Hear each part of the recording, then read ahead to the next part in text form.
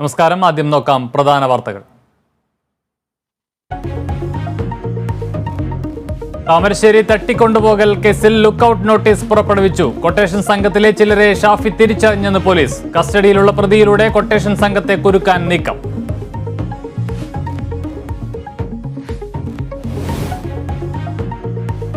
യുവ സംവിധായിക നയന സൂര്യന്റെ പോസ്റ്റ്മോർട്ടം റിപ്പോർട്ടിൽ ഗുരുതര പിഴവെന്ന് കണ്ടെത്തൽ. കഴുത്തിലെ പാടിന്റെ നീളം രേഖപ്പെടുത്തിയതിൽ പിഴവെന്ന് ക്രൈംബ്രാഞ്ച്. പിഴവ് കണ്ടെത്തിയത് ഡോക്ടർ ശശികല തയ്യാറാക്കിയ പോസ്റ്റ്മോർട്ടം റിപ്പോർട്ടിൽ. ടൈപ്പ് ചെയ്തപ്പോൾ സംഭവിച്ച അബദ്ധമെന്ന് ഡോക്ടറുടെ വിശദീകരണം.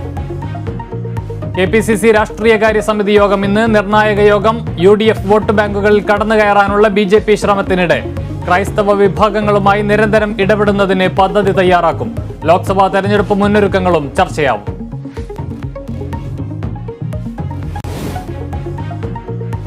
കോൺഗ്രസ് നേതാവ് VS ശിവകുമാറിനെ ഇന്ന് ED ചോദ്യം ചെയ്യും. നടപടി ആരോഗ്യമന്ത്രിയായിരുന്നപ്പോൾ അനധികൃതമായി സ്വത്ത് സമ്പാദിച്ചെന്ന വിജിലൻസ് കണ്ടെത്തലിന് പിന്നാലെ സ്വന്തം പേരിലും ബിനാമികളുടെ പേരിലും അനധികൃതമായി സ്വത്ത് സമ്പാദിച്ചെന്ന് കണ്ടെത്തൽ. കേസിലെ രേഖകൾ ഹാജരാക്കാനും ED നിർദ്ദേശം. ട്രാഫിക് നിയമലംഘനങ്ങൾ കണ്ടെത്താനുള്ള മോട്ടോർ വാഹന വകുപ്പിന്റെ AI ക്യാമറകൾ ഇന്ന് മിഴി തുറക്കും. ക്യാമറകളുടെ പ്രവർത്തനോദ്ഘാടനം വൈകിട്ട് മുഖ്യമന്ത്രി നിർവഹിക്കും. നിർമ്മിത ബുദ്ധി ക്യാമറകളുടെ പ്രവർത്തനം സേഫ് കേരള പദ്ധതിക്ക് സർക്കാർ അംഗീകാരം ലഭിച്ചതോടെ.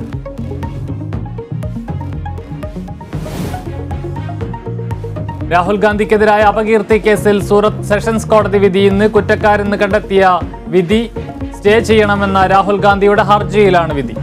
സെഷൻസ് കോടതി വിധി പറയുന്നത് കേസിൽ വിശദമായ വാദം കേട്ടതിന് ശേഷം.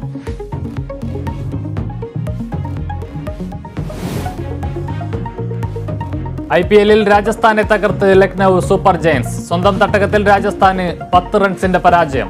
ഇന്ന് 2 മത്സരങ്ങൾ. RCB പഞ്ചാബ് കിങ്സിനെയും ഡൽഹി ക്യാപിറ്റൽസ് കൊൽക്കത്ത നൈറ്റ് റൈഡേഴ്സിനെയും നേരിടും.